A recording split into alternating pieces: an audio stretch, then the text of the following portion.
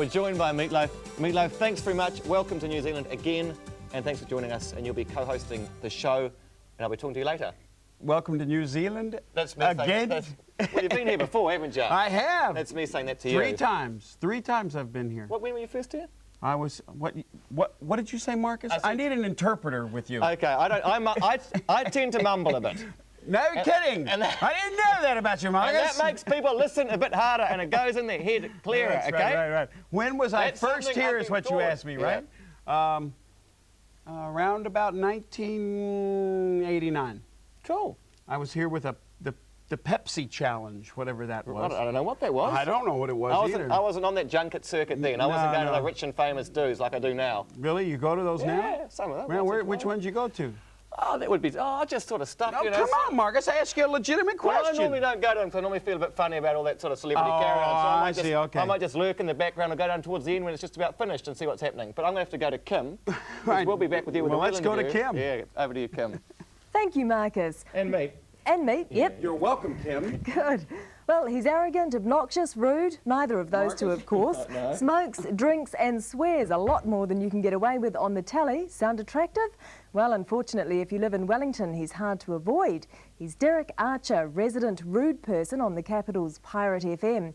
And reporter Lotta McVeigh went to find out what's got this Kiwi Howard Stern's knickers in such a twist.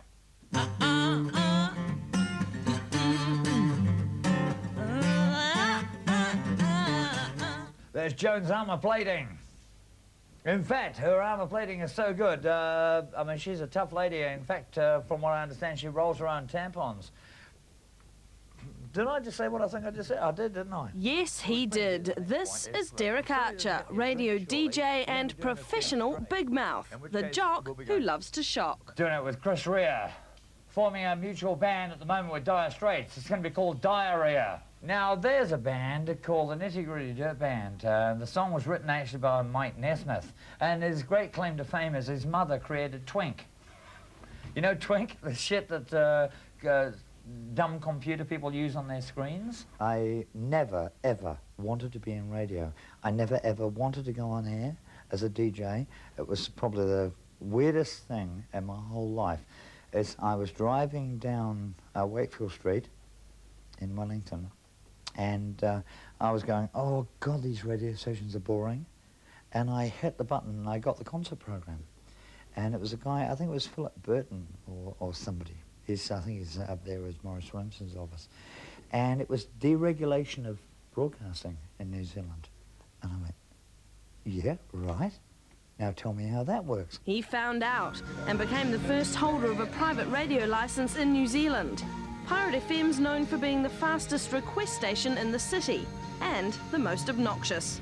That's why it says shock rock radio. You treat them like shit, and what do? Come back for more.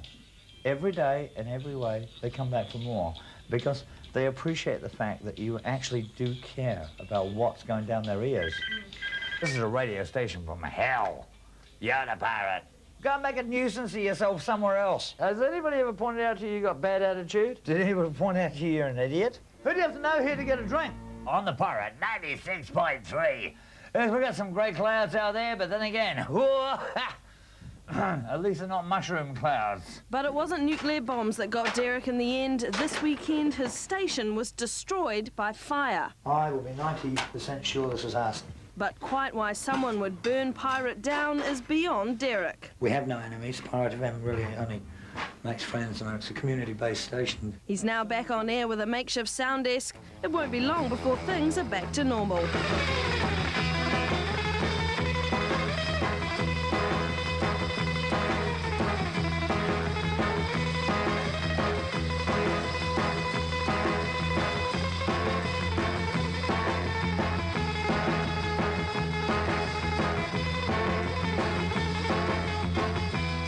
Lord, can you get me out of this radio station? I'm not mad here. It seems to me in some ways. It seems to me in some ways, Meat, that the CD survived the fire. Did you notice that? Yeah, I did. I did notice that. No, vinyl would have melted right away, without a doubt. Vinyl would have just gone into a big heap of melt. It's all like. You think it's still played? I think he might have taken them to his new studio, ironed them off, and I think he was still playing those. Now, was he weird, or was that just me? He seemed to have a certain attitude. I mean, I didn't go there and do the story. Young Lotta from Wellington did the story, so Right. I don't know what the vibe reading was from the guy. Now, my other question to you is, and Do you want to me to Kim answer as that well. one? No, I don't want you to answer that one. You Well, sort why of did you ask it? Well, you did answer that. Okay, I was going to go on with more. Oh, well, Yeah. go ahead then. No. Don't. I've lost the plot. You did? Do they know who Howard Stern? Stern is here in this country? Yeah, I think people do, yeah. Yeah? You think, should we have a call-in vote now and see how many people actually know about Howard Stern? Yeah, and then you'd have to face the people on the switchboards on the way out and they get hundreds of phone calls, you see. But we can have a phone-in competition if you want. Is he a good bloke, Howard Stern? He's a radio DJ in America, right? Well, let me just tell you this. Let me just tell you this. That's right. Yeah, let me just tell you He this doesn't talk about you. Yeah, not in the book, no, but he likes me, yeah. But let me just tell you this. He's been fined $8 million by the FCC in America over the last 4.5 years. For profanity? I'm spitting. Just for profanity? for not necessarily for profanity, but just for being general unruly. Do you go on his show? I have been on his show, yes. Did he treat you well? Yeah, oh, he likes me a lot, yeah. But he always wants to call my wife and find out what kind of lover I am. But we know that already. He doesn't need to go on. He knows I'm a sex god. We'll come back to that. We'll come back to Sex God Meatloaf. Back to you, Kim, or something. Oh, no, that's me. We can say that. You can say that. That's right. Okay. And now, the latest showbiz. Carry on. Here is Paparazzi. Yes. Hollywood romance shock. Confirmed Bachelor and Palmolive Gold user Keanu Reeves says he won't be getting married. Excuse us if we don't faint, Whiffy boy, but last we heard the sweaty action man was being romantically linked to boys rather than girls anyway. Keanu now says he shouldn't have to defend his heterosexuality just because he keeps his private life quiet. But then he says the only woman he's been seeing lately is his sister. We're not too fussed either way, love, but make up your mind, eh? Well, just because Keanu hasn't got the love bug doesn't mean Pam and Tommy can't thrash those wedding vows.